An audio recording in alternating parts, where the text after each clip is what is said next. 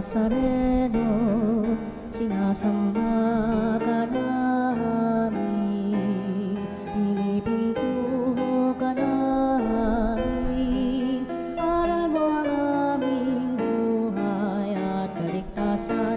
Nuestro Padre Jesus Nazareno, iligtas mo kami sa kamatayan, ang krus mong pinamatayan ay sagisag ng aming kaligtasan.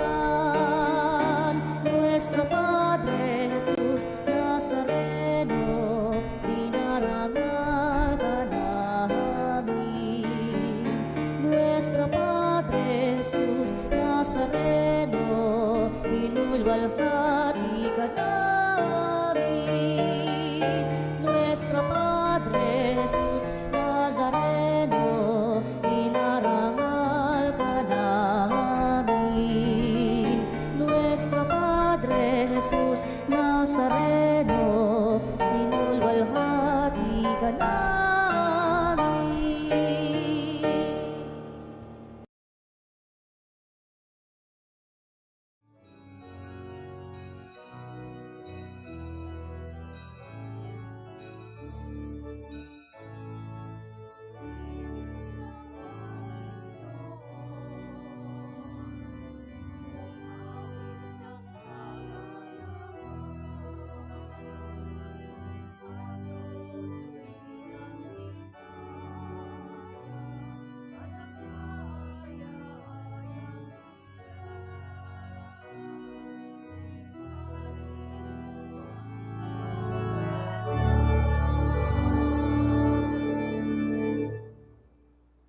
Sa ngalan ng Ama at ng Anak at ng Espiritu Santo, Amen. ang pagpapala ng ating Panginoong Hesukristo, ang pag-ibig ng Diyos Ama, at ang pakikipagkaisa ng Espiritu Santo, naway sumainyong lahat. At sumainyo rin. Mga kapatid, aminin natin ang ating mga kasalanan upang tayo'y maging marapat gumanap sa banal na pagdiriwang. Inaamin ko sa makapangyarihang Diyos at sa inyo mga kapatid na lubha akong nagkasala sa isip, sa salita at sa gawa at sa aking pagkukulang. Kaya isinasamo ko sa mahal na Birheng Maria, sa lahat ng mga anghel at mga banal, at sa inyo mga kapatid, na ako'y panalangin sa Panginoong ating Diyos. Kaawaan tayo ng makapangyarihang Diyos, patawarin tayo sa ating mga kasalanan, at patnubayan tayo sa buhay na walang hanggan. Amen. Panginoon, kaawaan mo kami. Panginoon, kaawaan mo kami. Kristo, kaawaan mo kami. Kristo, kaawaan mo kami. Panginoon, kaawaan mo kami. Panginoon, kaawaan mo kami. Manalangin tayo. Ama naming makapangyarihan, pinangangatawanan mong manahan sa mga may loobing tapat at maaasahan. Sa kagandahang loob mo, kami naway makapamuhay bilang mga mapalad na maging iyong tahanan sa pamamagitan ni Jesucristo kasama ng Espiritu Santo magpasawalang hanggan. Amen.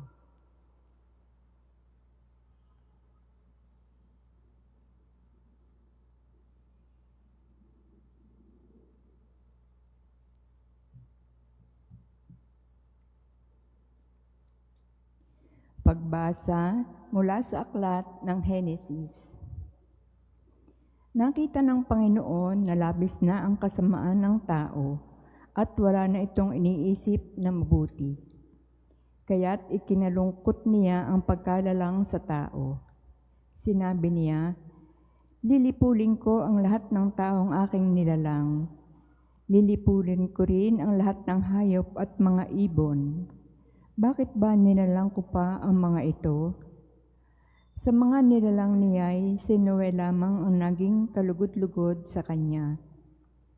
Sinabi ng Panginoon kay Noe, Pumasok kayong mag-anak sa daong. Sa lahat ng tao'y ikaw lamang ang karapat-dapat sa akin. Magdala ka ng 7 pares ng bawat hayop na malinis at 1 pares naman sa di malinis. 7 pares din sa bawat uri ng ibon ang iyong dadalhin. Gawin mo ito upang ang bawat uri ng hayop at ibon ay maligtas. Sa gayoy, daraming muli ang mga ito. Pagkaraan ng 1 linggo, pauulunin ko ng 40 araw at 40 gabi upang lipulin ang lahat ng aking nilikha sa daigdig. At ginawa nga ni Noe ang bawat iniutos ng Panginoon. Pagkaraan ng 1 linggo, bumaha nga sa daigdig. Ang salita ng Diyos. Salamat sa Diyos. Basbas ng kapayapaay sa bayan ng poong mahal. Basbas ng kapayapaan sa bayan ng poong mahal. Purihin ang Panginoon, ninyong banal na nilalang, pagkat siya ay dakila, marangal ang kanyang ngalan. Ang poon ay dakilain, purihin ang Diyos na banal, yumuko ang bawat isa kapag siya ay dumatal. Basbas ng kapayapaan sa bayan ng poong mahal. Sa gitna ng karagatan, tinig niya'y naririnig. Sa laot ng karagatay, hindi ito nalilingid. Pag nangusap na ang poon, tinig niya'y ubod lakas. Ngunit tinig kamahalan kapag siya'y nangungusap. Basbas ng kapayapaan sa bayan ng poong mahal. Ang tinig ng dakilang Diyos parang kulog na malakas, kaya't mga nasa templo'y sumisigaw, nagagalak. Panginooy papurihan, ganito ang binibigkas. Siya rin ang naghahari sa dagat na kalaliman, namumuno siya roon bilang hari walang hanggan. Basbas ng kapayapaan sa bayan ng poong mahal.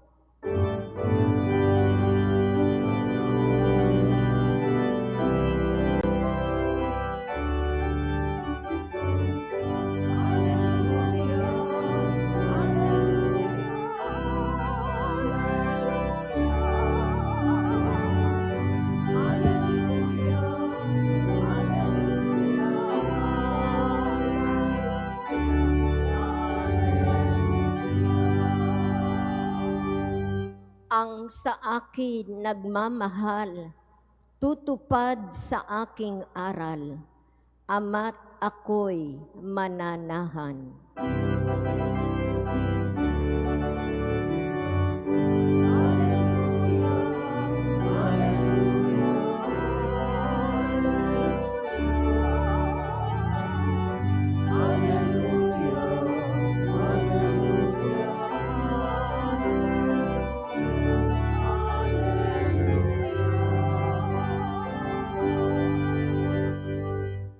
Sumainyo ang Panginoon. At sumainyo rin. Ang mabuting balita ng Panginoon ayon kay San Marcos. Papuri sa iyo, Panginoon. Noong panahong iyon, nalimutan ng mga alagad na magdala ng tinapay, at iisa lang ang kanilang tinapay sa bangka. Kaiingat kayo. Ilagan ninyo ang libadura ng mga Pariseyo at ang libadura ni Herodes. Babala ni Jesus sa kanila. Nag-usap-usap ang mga alagad. Wala kasi tayong dalang tinapay, kaya niya sinabi iyon.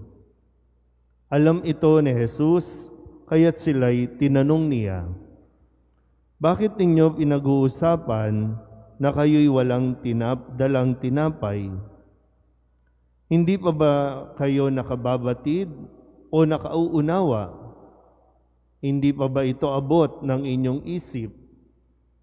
Wala ba kayong mata? Wala ba kayong tainga? Nakalimutan na ba ninyo nang paghati-hatiin ko ang 5 tinapay para sa 5,000? Ilang bakol ang napuno ninyo sa mga lumabis na tinapay? 12 po, tugon nila. At nang paghati-hatiin ko ang 7 tinapay para sa 4,000, ilang bakol na malalaki ang napuno ninyo? Tanong niya. 7 bakol po, tugon nila.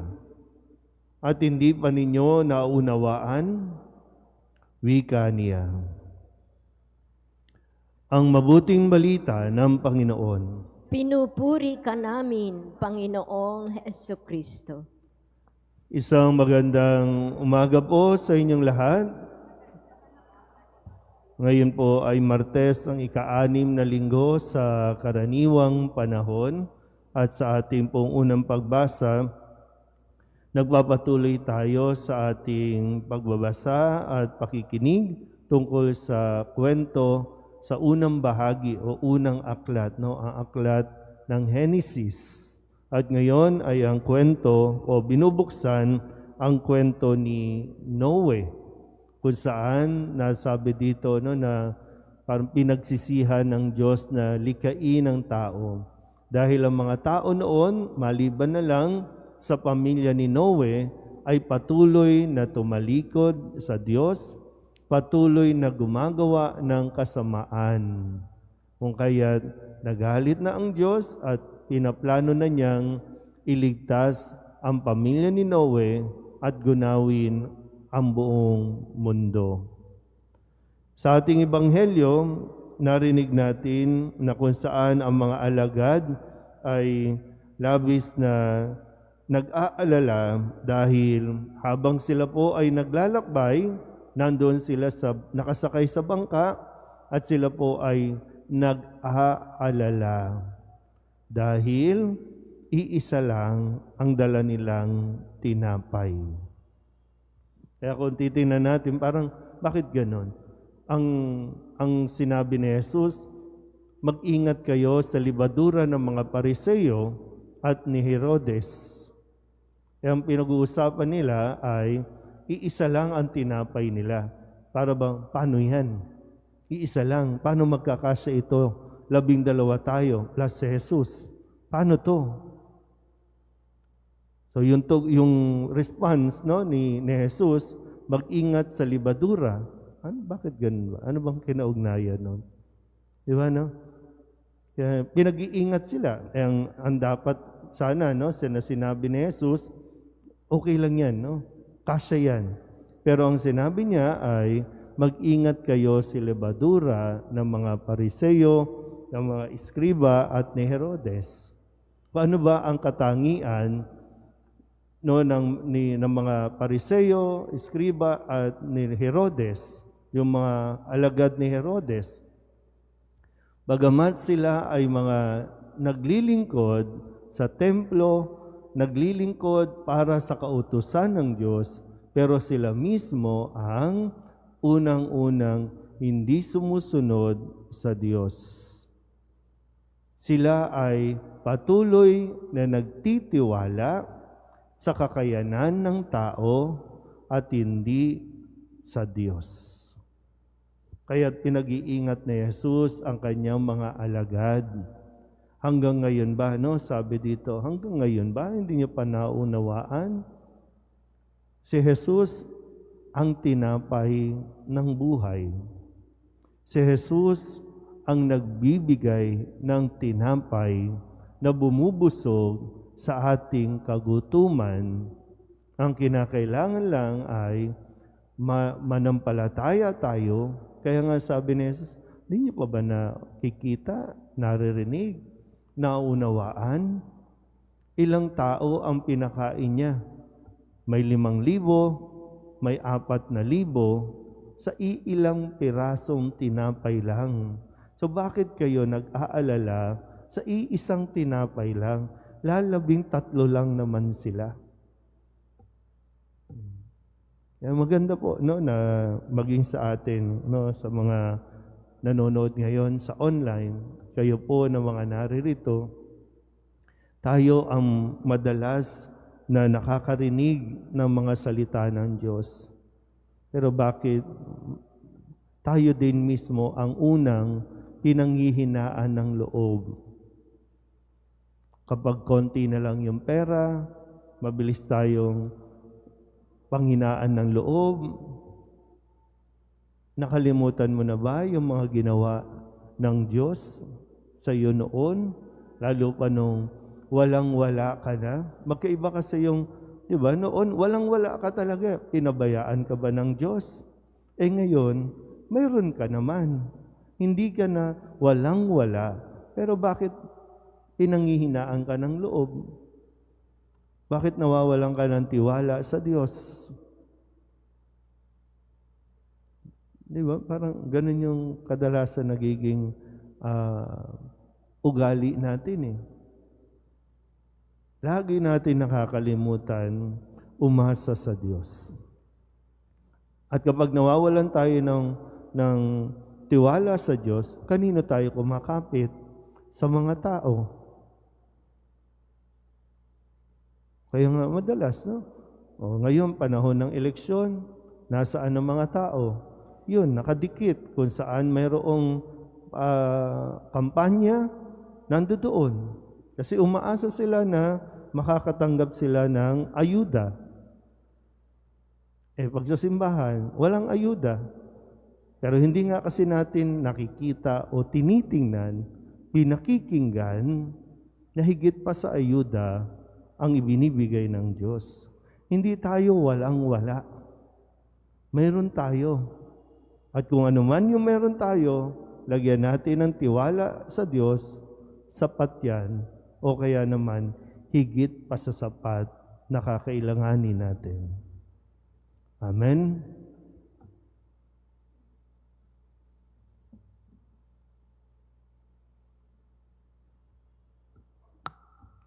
Natitipon tayo bilang sambayanan ng Diyos, dali natin ang ating mga pangangailangan sa Ama.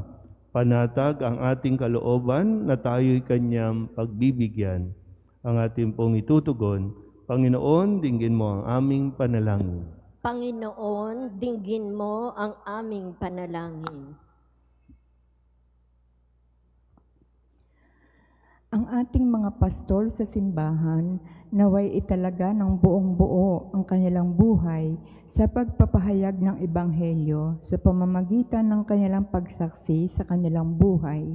Manalangin tayo sa Panginoon. Panginoon, dinggin mo ang aming panalangin. Ang mga magulang at guro naway maging mga buhay na huwaran ng pananampalataya sa mga taong nasa kanilang pag-aaruga.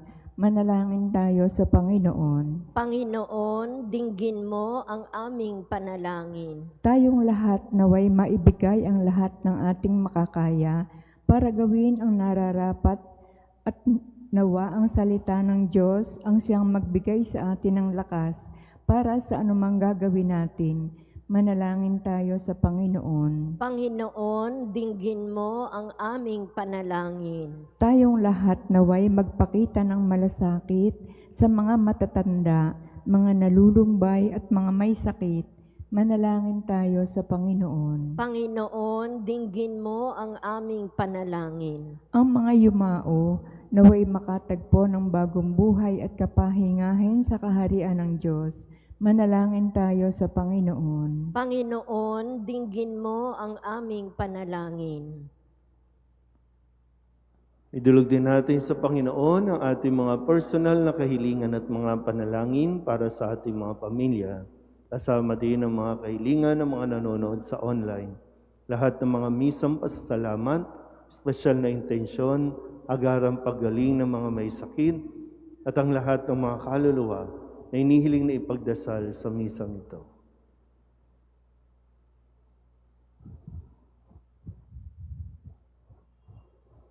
Ang lahat ng ito inihiling namin sa ngalan ni Kristong aming Panginoon. Amen.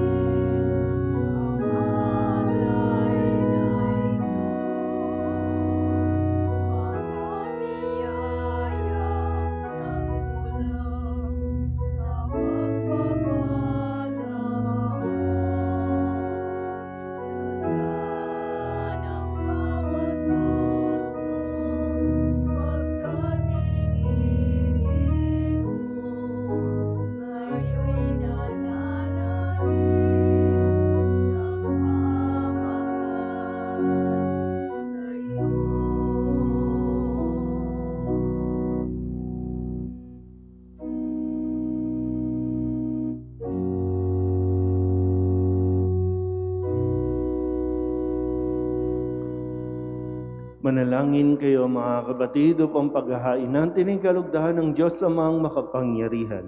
Tanggapin nawa ng Panginoon itong paghahain sa iyong mga kamay, sa kapurihan niya at karangalan, sa ating kapakinabangan at sa buong sambayanan niyang banal. Ama naming lumikha, kami naway dalisayin at panibaguhin ng aming gaganaping paghahain. Kami naway itaguyod ng gagawin naming ito sa pagnanais naming sundin ang loob mo sa pamamagitan ni Jesucristo kasama ng Espiritu Santo magpasawalang hanggan. Amen. Sumainyo ang Panginoon. At sumainyo rin. Itaas sa Diyos ang inyong puso at diwa. Itinaas na namin sa Panginoon. Pasalamatan natin ang Panginoong ating Diyos. Marapat na siya ay pasalamatan. Ama naming makapangyarihan, tunay nga marapat na ikaw ay aming pasalamatan. Sa iyong paglingap at kagandahang loob, ang tao'y nilikha mo at pinangangasiwa sa sansinukob. Sa hangad mong siya'y iwastong lubos, siya'y pinagdusa mo sa kanyang pagtalikod. Sa iyong paghiliw, iyong pinahintulot na makabalik siya sa pamamagitan ni Kristo Jesus. Kaya kaysa ng mga anghel na nagsisiawit ng papuri sa iyo, nang walang humpay sa kalangitan, kami nagbubunyi sa iyong kadakilaan.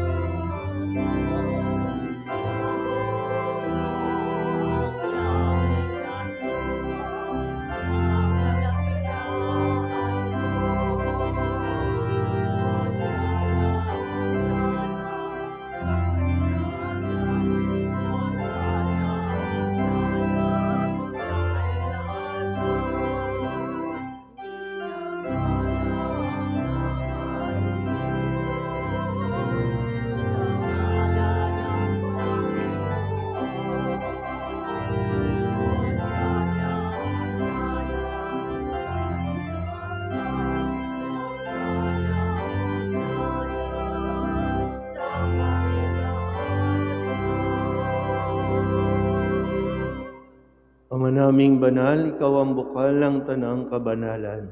Kaya't sa pamamagitan ng iyong Espiritu, gawin mong banal ang kaloob na ito upang para sa aming maging katawan at dugo ng aming Panginoong Hesu Kristo. Bago niya pinagtiis ang kusang loob na maging handog, hinawakan niya ang tinapay, pinasalamatan kaniya, pinaghati-hati niya iyon, iniabot sa kanyang mga alagad at sinabi, "Tanggapin ninyong lahat ito at kanin, ito ang aking katawan na ihahandog para sa inyo."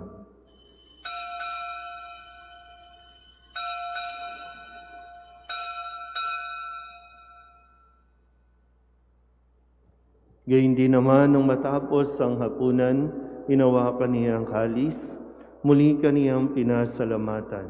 Iniabot niya ang kalis sa kanyang mga alagad at sinabi, "Tanggapin ninyong lahat ito at inumin. Ito ang kalis ng aking dugo ng bago at walang hanggang tipan. Ang aking dugo na ibubuhos para sa inyo at para sa lahat sa ikapagpapatawad ng mga kasalanan. Gawin ninyo ito sa pag-alaala sa akin."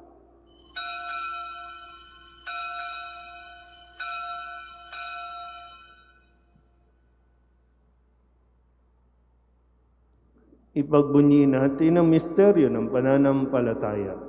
Sa krus mo at pagkabuhay, kami natubos mong tunay. Poong Jesus naming mahal, iligtas mo kaming tanan, ngayon at magpakailanman. Ama, ginagawa namin ngayon ang pag-alaala sa pagkamatay at muling pagkabuhay ng iyong anak. Kaya iniaalay namin sa iyo ang tinapay na nagbibigay buhay at ang kalis na nagkakaloob ng kaligtasan. Kami nagpapasalamat dahil kami iyong minarapat na tumayo sa harap mo para maglingkod sa iyo. Isinasamo namin kami magsasalo-salo sa katawan at dugo ni Kristo ay mabuklod sa pagkakaisa sa pamamagitan ng Espiritu Santo. Ama, lingapin mo ang iyong simbahang laganap sa buong daigdig. Puspusin mo kami sa pag-ibig, kaysa ni Francisco na aming Papa, at ni Jose na aming Obispo, at ng Tanang Kaparian.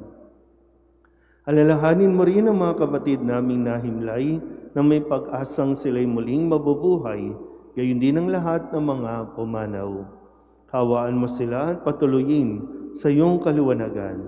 Kawaan mo at pagindapating kaming lahat na makasalo sa iyong buhay na walang wakas.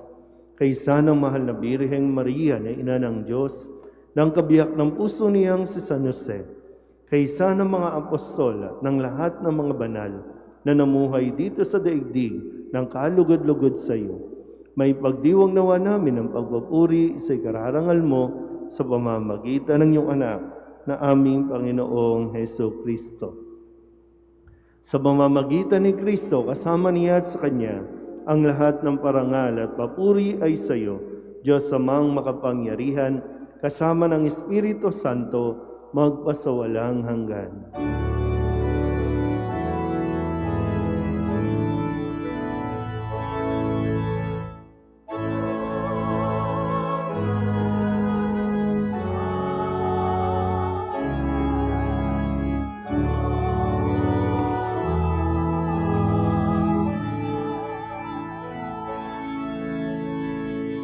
Sa dagubili ng manakagagaling na utos at turo na Jesus sa Panginoon natin at Diyos, ipahayag natin ang lakas loob.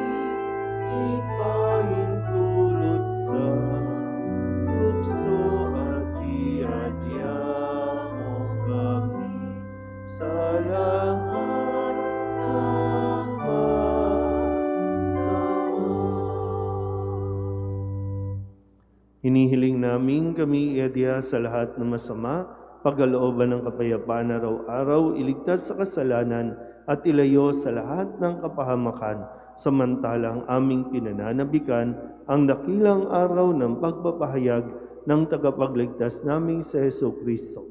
Sapagkat iyo ang kaharian at ang kapangyarihan at ang kapurihan magpakailanman. Amen. Panginoong Heso Kristo, sinabi mo sa iyong mga apostol, kapayapaan ang iniiwan ko sa inyo, ang aking kapayapaan ang binibigay ko sa inyo.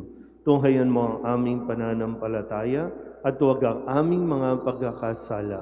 Pagkalooban mo kami na kapayapaan at pagkakaisa ayon sa iyong kalooban, kasama ng Espiritu Santo, magpasawalang hanggan. Amen. Ang kapayapaan ng Panginoon ay laging sumainyo. At sumainyo rin. Magbigayan po tayo ng kapayapaan sa isa't isa.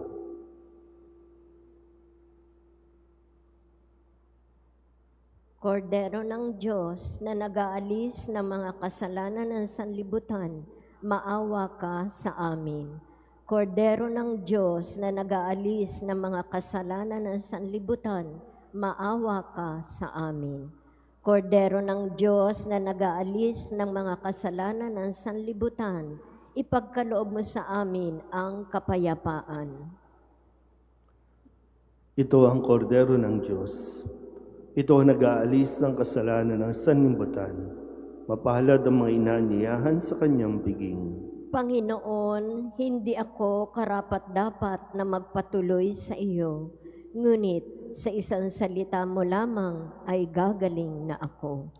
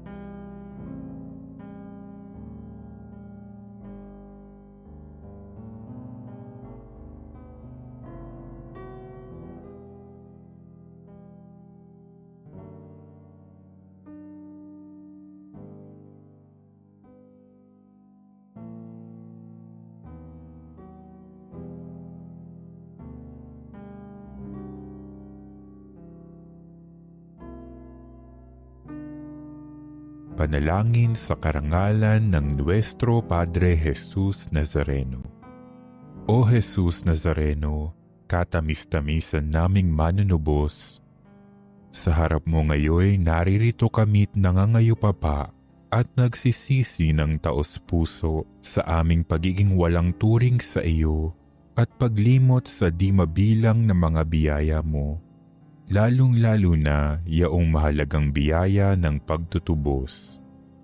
Dinaramdam namin at pinagsisisihang labis, Panginoon ko, ang pagkakasala namin sa iyo.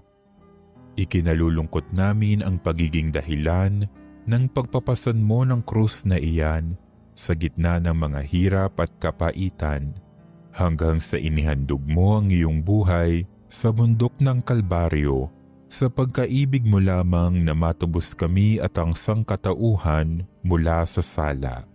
Pakabanalin mo, O Panginoon, ang aming pagnanais at ipagtanggap mo sa amin ang iyong biyaya. Maging tagapamagitan nawa ang iyong ina, ang kalinis-linisang Birheng Maria.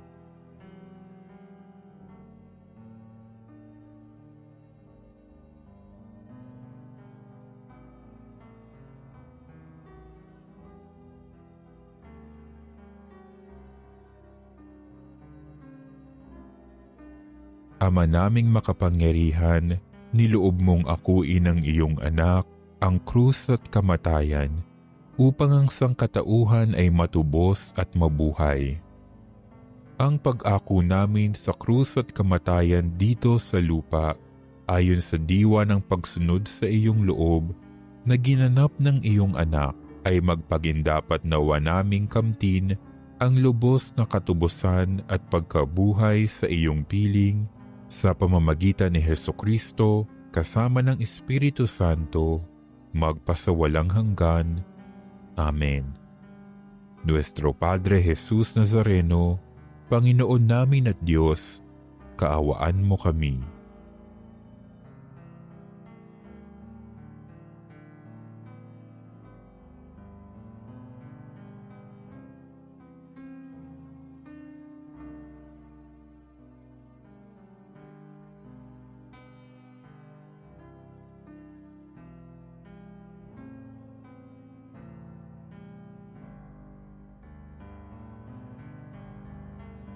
Tumayo po ang lahat.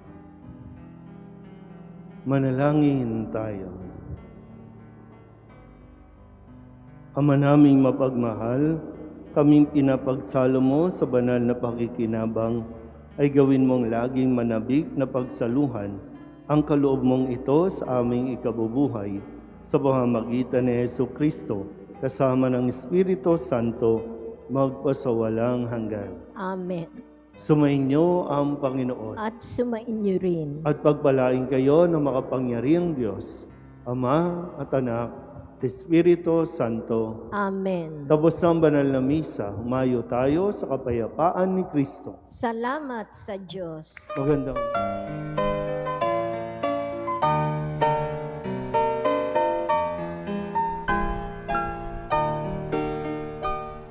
Nuestro Padre Jesus Nazareno, sinasamba ka namin, pinipintuho ka namin, aral mo ang aming buhay at kaligtasan. Nuestro Padre Jesus Nazareno, iligtas mo kami sa kamatayan, ang krus mong pinamatayan ay sagisag ng aming kaligtasan.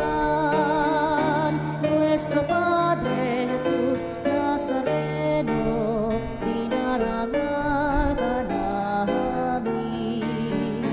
Nuestro Padre Jesus Nazareno, inulwalhati ka namin.